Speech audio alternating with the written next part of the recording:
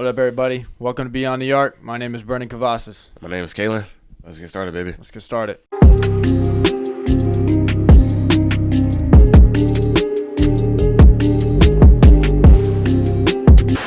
All right, so this year was a little bit different. 2020 we had several factors to kind of change the way basketball operated this year. Yeah.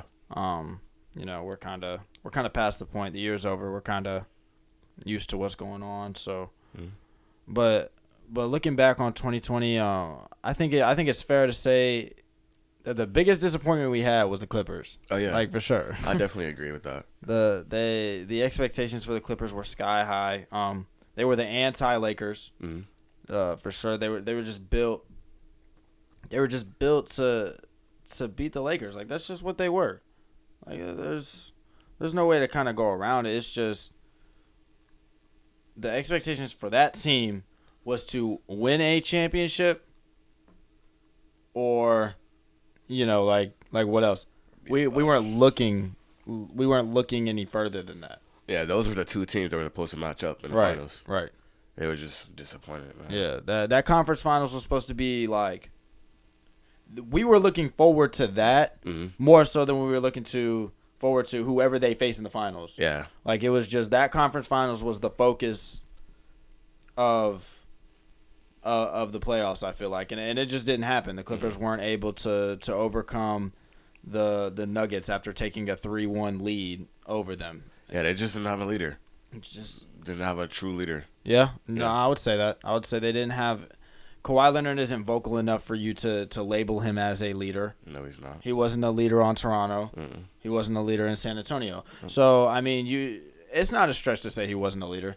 And I feel like as a team, you need kind of that person that you look to. Most definitely. And not really in crunch time. I mean, you do need that person in crunch time, but that's not necessarily the leader. Yeah. But just that person that you look to win something, you need to get a win. Like they only needed one more. Yeah. And they just couldn't get it. They need somebody, you do this, you do that, you have to do this. Be careful, watch your screens. Yeah. They just didn't really have that. Yeah. Yeah, I agree. They're definitely, it was just disappointing. But definitely a big surprise from 2020 was kind of just everybody was able to hoop. Like everybody balled out. They did what they did. We saw players like Jamal Murray dropping multiple 50-point games. Yes. Donovan Mitchell did the same. The Suns didn't lose a game in the bubble before the playoffs. They just didn't lose a game. They went 8-0. Yeah, it's unfortunate that they didn't make it to the postseason. But I think they would have been ran through by the Lakers anyway. I think Portland deserved that spot for sure.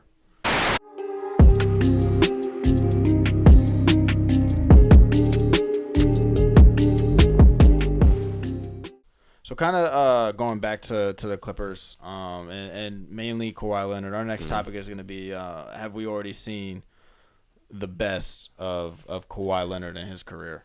What do you think? We have, but I still think he have a few years left to get that one more ring he needs. You feel me?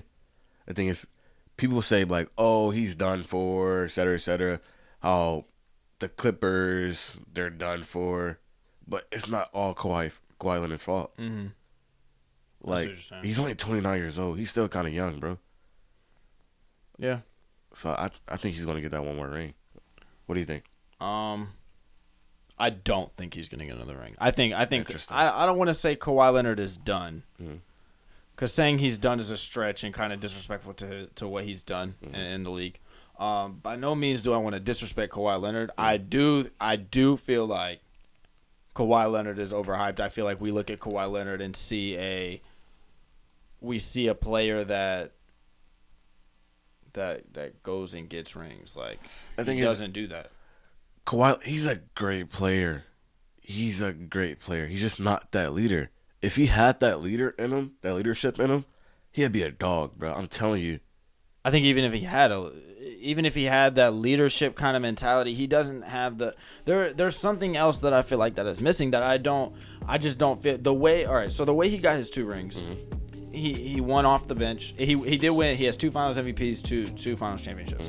One of them off the bench with San Antonio, and the other with Toronto against an injured Warriors roster. Okay. Were they not injured? They were. Okay, all right. So an injured Warriors roster.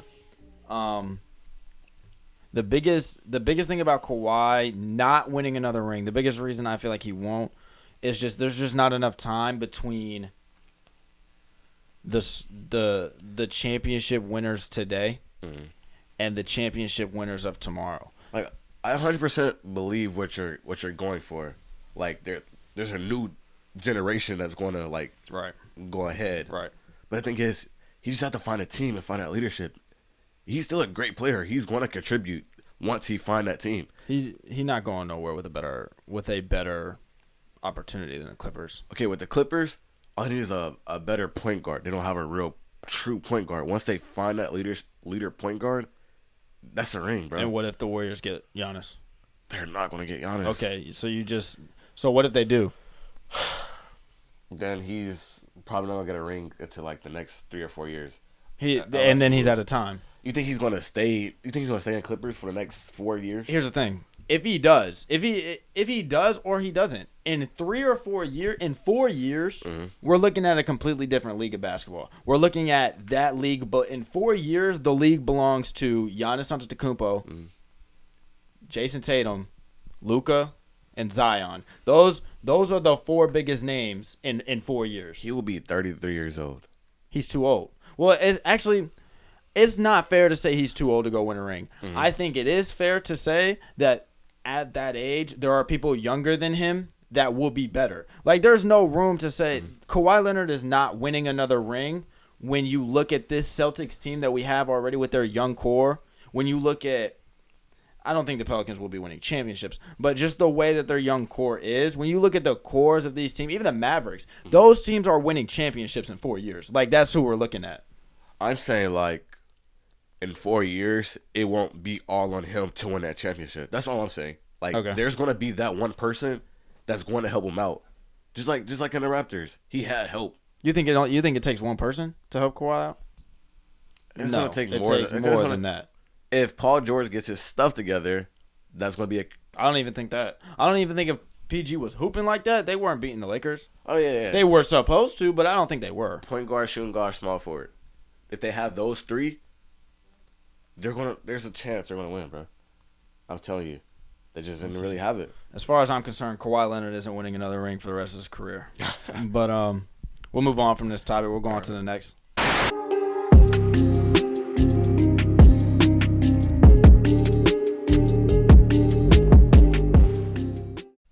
The best situation for each draft prospect. How do you feel about the draft this year?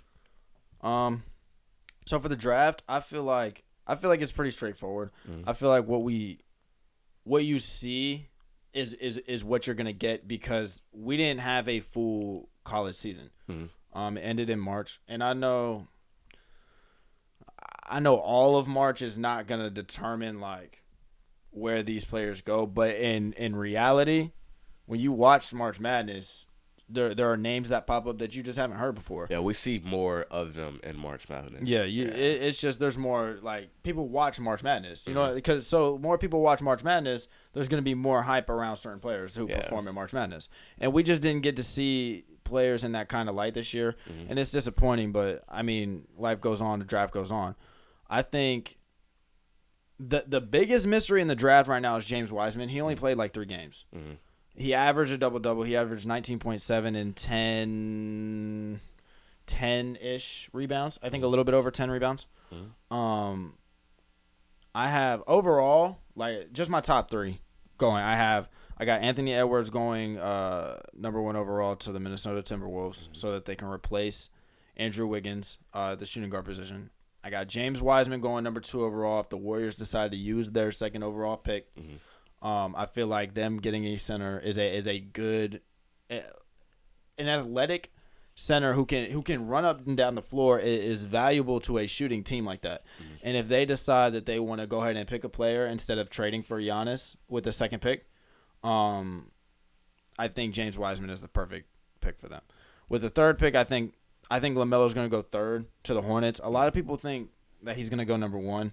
And if you put him in number 1, that's fine. It's just that means you got to pair him up with D'Lo. You know what I'm saying? Like, well, he is 6'8". He can't play the shooting guard position. that is true. He is pretty tall. So it's like, yeah, it can go either way. Yeah. It can go either way. What you thinking? I agree with the draft. You think like Timberwolves, they need a true shooting guard, and Edwards could be that guy for him. D'Lo as a point guard, as they already got rid of Wiggins. He's gonna go to State now, and for Golden State, they do need James Wiseman. I do see that they already have a great point guard and a great shooting guard. They do need a small forward, but that's not like the big deal. Like, you can live without a small forward. Right. A center, you need one of those. And he has a 7'5" wingspan, bro. Yeah. That's huge, That's bro. big numbers. Bro, what? That's big numbers. Yeah. 7 feet. So he's 7'1" with a 7 what? 7'5". 7'5" wingspan. Yes, bro. That's crazy. Yeah, that's crazy. And in 3 games, he averaged 19.7 points and 10.7 boards. But I mean, he only played 3 games. Yeah. He is the biggest mystery, for sure. If he does go to Golden State, how do you think he would do against AD? If they So they have a similar build. Mhm. AD's bigger. Yes. AD is clearly stronger. AD's a better jump shooter. AD's a better player. He's been in the league. Like, he's a better player. He's more experienced at this and that. I don't think you look at James Wiseman, and let's say the Warriors get James Wiseman. Let's say the Warriors see the Lakers in the playoffs, conference finals, maybe. Yeah. Without Giannis, it's just Steph, Clay, Andrew Wiggins, Draymond, and James Wiseman, and that's the starting lineup. James Wiseman will be tasked with guarding Anthony Davis. I don't think you expect him to lock him up by any means, but I do think that's a solid matchup. Like, he can contest. And sometimes that's all you need. That's all you can ask for. Really, is a strong contest on pretty much every shot. Yeah. And I think James Wiseman can give you that. I think in a scenario where the Warriors trade their second pick for Giannis in a package, I've heard the best package available, that in the situation that the Warriors could keep both Steph and Clay, they send Andrew Wiggins, Draymond Green, the second overall pick, and the 2021 pick, which is solid. Yeah, but I just don't think that's enough for Giannis, though, because Giannis is the Bucks. The name Giannis is the Bucks. Yeah, I mean, like, 2-time MVP. Facts, It's just a lot to send, but at the same time, I feel like Milwaukee should keep in mind that if Giannis decides to stay and he's like, I don't want to get traded, but we're gonna see how this year plays out. That means Milwaukee needs to go win a championship. That's the position you just put Milwaukee in as a franchise. You're basically saying if we don't go win this championship, or if we don't at least go to the finals, then, well, I guess I gotta go. Like, then you lose Giannis for nothing. Yeah. Like, you just give up Giannis Antetokounmpo, and he decides to go test free agency next year because his time is up. Next year will be very interesting. Yeah, it's gonna be a big one. But yeah, on to the next.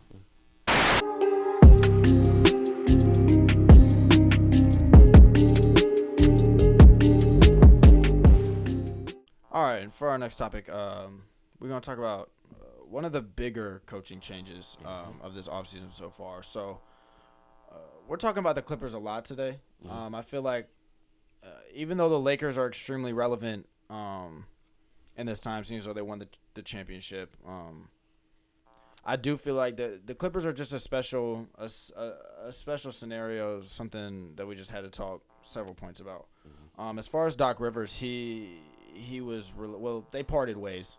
They did. I feel like they went into the locker room after losing Game 7, knowing Doc knew like it's time to go. Yeah. It's time to hang it up. He's been there for a while. He's coached the Clippers for 7 seasons, he went to Philly. It's not bad. I mean, I personally, he said he wanted to go to Philly, and that Philly wanted him to coach for them. Like, it was just a mutual, like, they had a good relationship, and they met up, and it is what it is. I would too. A 6'10" point guard. He has weapons. Like Decent, a great center. he has weapons. Yeah. And it makes sense. the 76ers have a good roster. They don't necessarily have a good team, but they have a good roster. And I feel like there's just a lot of things that can change within the next. He signed a 5-year deal. A 5-year deal for how much? 40 mil. 40 mil. A $40 million 5-year deal. I just feel like there's other situations that you can go into with more security, but he might not be looking for security. Yeah. You know what I'm saying? Like I think when you look at the 76ers, you could look up in 2 years, and Joel could say, you know what, I'm done. I don't want, forget the process. You know what I'm saying? Like, the process is over. We already went through the process. It's time to hang it up. Well, he didn't have Ben Simmons at the time because Ben Simmons was hurt. You remember? I mean, that's fine, but now he does have Ben Simmons. They have a lot of potential, bro. I feel like they're going to go somewhere. If they go into the playoffs and lose in the second round again, Joel Embiid is going to bounce. Oh, yeah, I believe that. He going to go somewhere where he can win.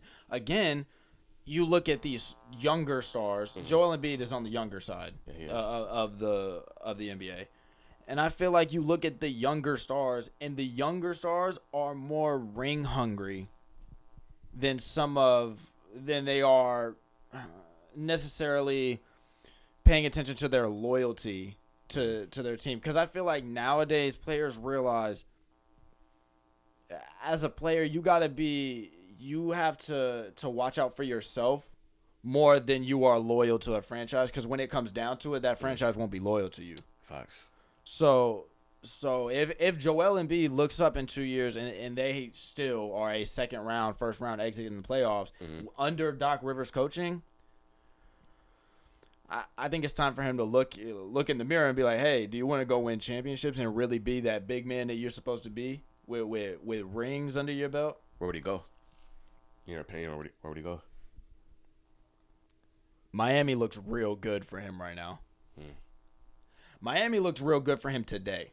Like, I don't know in 2 years. Again, we don't know what the Heat will look like. I think if Embiid decided to make a decision today and say, you know what, I'm not going to return to Philly, I think the Heat are the best. He's played with Jimmy. Him and Jimmy have a good relationship. Yeah, And you surround for that defense on that team better than the Clippers. So you're getting who you getting rid of though? Bam. You're like Bam didn't show up. Bam showed up. No, Bam can show up. Joel Embiid is better than him though. He is. He's slower. Now here's the deal. He's significantly slower, and he significantly will slow down the offense of the Heat. But again, I don't feel like the Heat offense necessarily needs Joel Embiid to be fast. Yeah. You're surrounding Jimmy Butler and Joel Embiid with a bunch of shooters and defenders. Joel will hit one of those threes. No, and Joel will hit them too. Yeah. No, that's the thing.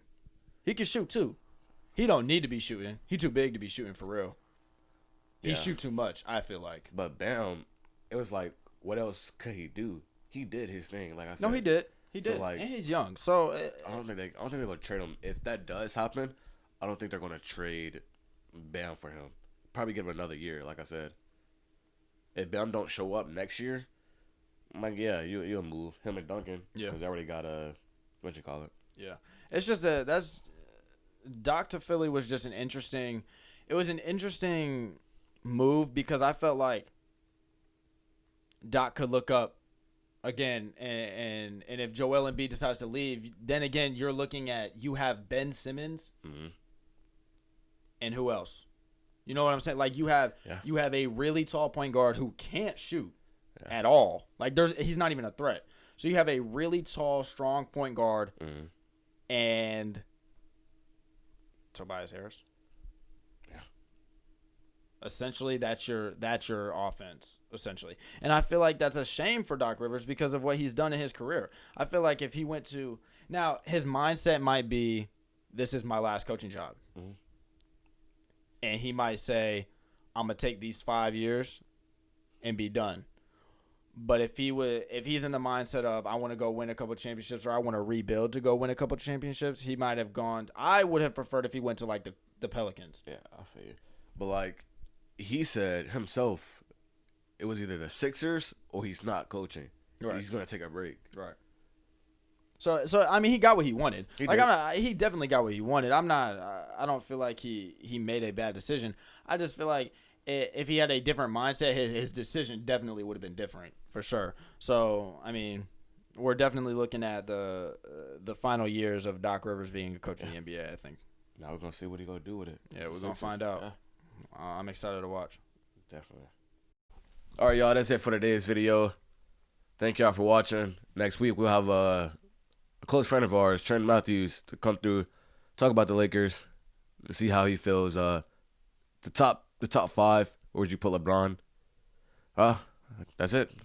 That's it. Appreciate y'all for coming out. We'll see y'all next week. Peace. Peace.